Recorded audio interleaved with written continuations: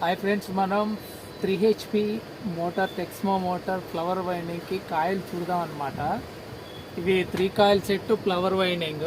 Length వచ్చేసి 15 length అనమాట. 3 coil flower winding 12 సెట్లు చుట్టాలన్నమాట. ఎలా చుట్టాలో ఇప్పుడు వీడియోలో చూద్దాం ఫ్రెండ్స్.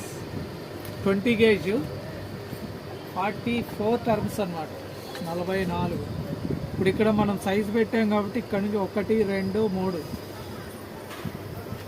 ఈ విధంగా మనం చుట్టాలన్నమాట.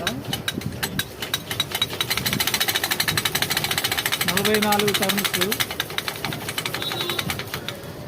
చూడండి, 44 వచ్చినాయి. 44 నెక్స్ట్ కాయిల్ అనమాట. ఇది ఇట్లా రావాలి.